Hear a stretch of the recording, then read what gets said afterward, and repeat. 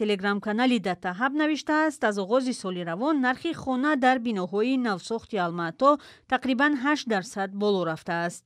дар остона ин рақам камтар ба беш аз 4% баробар будааст. онҳое ки талош доранд то ҳадди ақал қисме аз пулро барои пешпардохт ҷамъ оранд, мегӯянд аз имкони расидан ба орзуи худ ҳарчи дуртар мешаванд.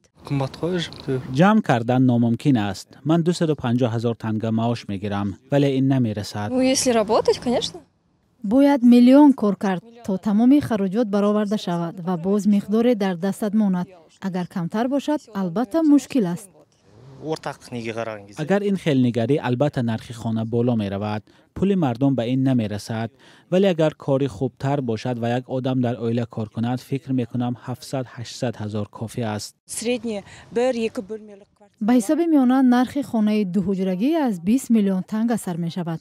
барои пешпардохт тақрибан 20-30% маблағ лозим аст.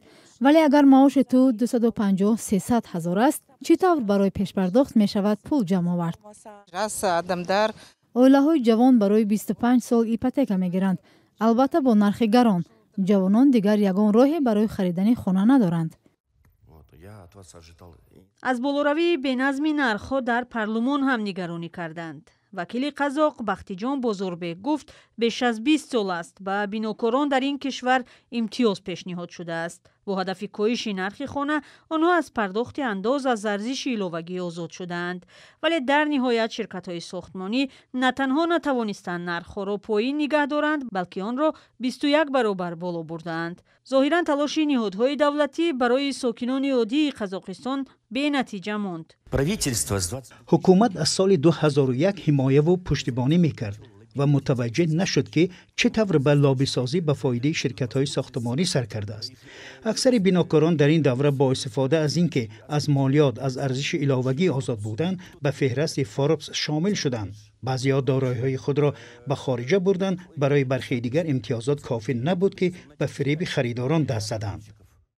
Серик Ҷумангарин, муовини сарвазири Қазоқистон, ин иштибоҳро эътироф кард ва гуфт нақша воқеан ҳам ба ҳам зад. аммо вай пешниҳоди як вакили маҷлисро ки гуфт ширкатҳои бинокор бояд водор карда шаванд ки пули аз ҳисоби озодии андоз ба дастовардаро ба буҷа баргардонанд, рад кард. Ҷумангарин гуфт озод кардани соҳибкорон аз андоз тасмими худи мансабдорон буд. тиҷорат ҳамин аст. ҳама чӣ аз он вобаста аст ки давлат чӣ имтиёз медиҳад. ширкатҳои сохтмоние ки аз андоз озод буданд, дар ниҳоят 2 ё 3 баробар даромад мегиранд. ва мо тартиби нархгузорӣ барои 1 метри мукаббро намебинем. чунин маълумот дар дастрасии озод нест.